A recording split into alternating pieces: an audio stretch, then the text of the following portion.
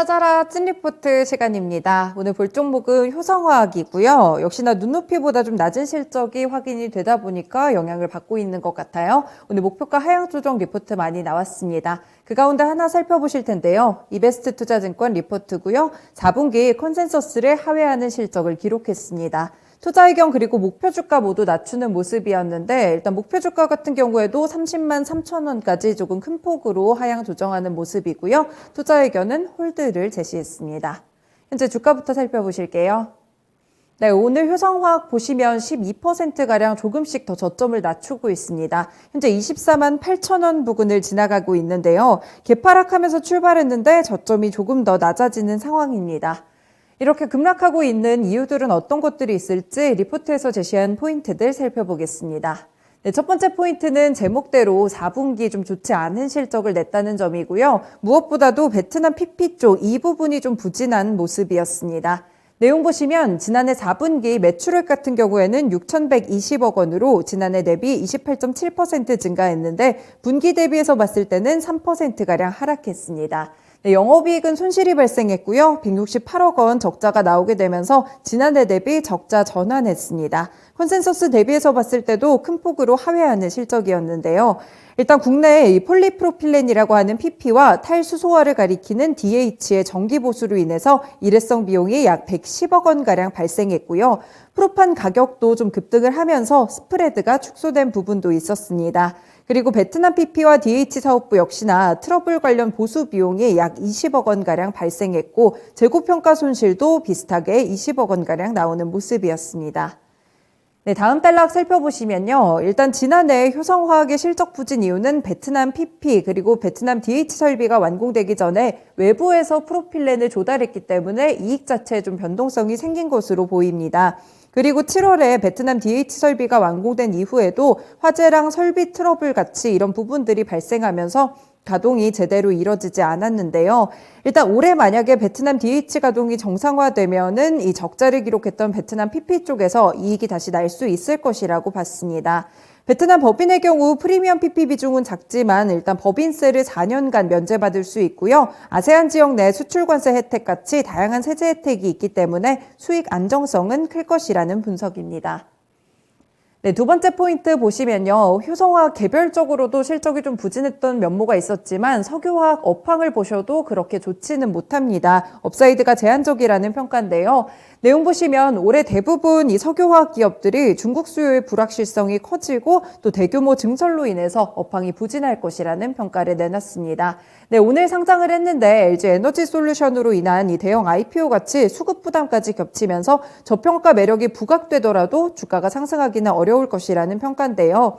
네, 올해 전반적으로 봤을 때 효성화학도 증익 기조는 가능하지만 주가 업사이드는 제한적일 것이라는 평가입니다.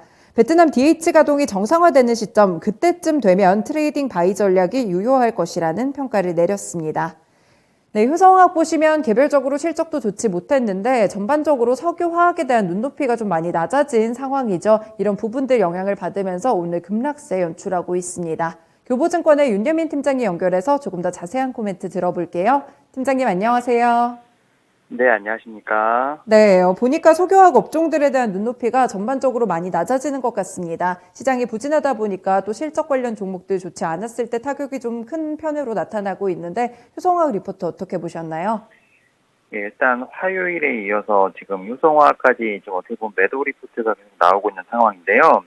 일단 4분기 실적에 대한 부분이 가장 큰 이유가 아닐까 좀 생각을 하고 있습니다. 특히 이제 효성화학 같은 경우는 지난 4분기에 적자 전환을 하면서 어닝 쇼크를 좀 기록을 했죠.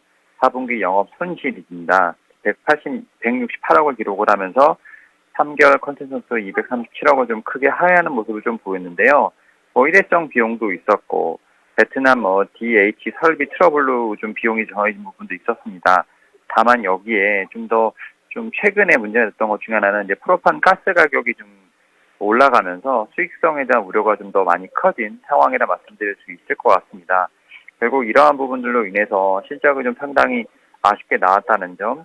다만 이제 이 종목 같은 경우는 베트남 설비에 대한 부분이 좀 기대해 볼 수 있는 좀 투자 포인트가 아닐까 좀 생각을 하고 있는데 일단 일회성 비용 같은 경우는 말 그대로 일회성 비용으로 끝이 나볼 수 있을 것 같고 오히려 지금 베트남에 대한 설비가 좀 정상이 좀 가동되는 시점이 올 이제 상반기 2분기부터 좀 본격적으로 나오지 않을까 좀 생각을 하고 있고, 가스 가격이 지금 상당히 좀 어떻게 보면 이렇게 급등하는 모습을 보면서 좀 불안정한 상황을 좀 보이고 있는데, 가스 가격에 대한 안정이 일단은 시급하지 않을까 좀 생각을 하고 있습니다. 이에 따라서 가스 가격이 좀 안정화되는 부분들, 베트남의 좀 설비 정상이 좀 정상적으로 가동이 되는 부분들을 좀 봤을 때, 일단 현재 상황보다는 좀 2분기를 좀 기점으로 해서 좀 긴 호흡으로 이 종목에 대한 어떤 투자 포인트를 잡으면 어떨까라고 좀 말씀을 드려보도록 하겠습니다. 네, 효성화학 해결해야 될 부분들이 몇 가지 있는 것 같아요. 일단 가스 가격의 안정성도 확보가 좀 돼야 될 것 같고, 앞으로 뭐 베트남 설비 이쪽으로도 가동이 좀 정상화될 필요가 있는 것 같은데요. 일단은 1분기보다는 2분기까지는 조금 더 기다려보자라는 포인트를 제시해 주셨습니다. 네, 말씀드리는 동안도 13%까지 급락세 조금씩 낮아지는 구간이거든요. 앞으로의 대응 전략 어떻게 볼까요? 일단 신규 매수는 좀 자제를 좀 부탁드리겠습니다. 이에 따라서 매수가나 손절가는 좀 제시를 해드리지 않겠고요.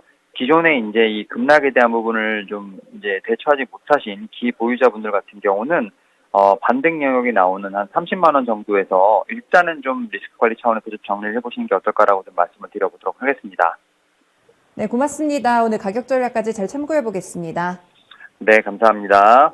네, 아무래도 전반적으로 실적에 대한 펀더멘털에 대한 부분들이 약간 흔들리고 있다 보니까 보수적인 관점을 제시해 주셨습니다. 신규 매수는 자제하자라는 관점이셨고요. 보유자분들 같은 경우에는 30만 원 선 좀 반등이 나왔을 때 매도하시면 좋을 것 같습니다. 지금까지 찐리포트 시간이었습니다.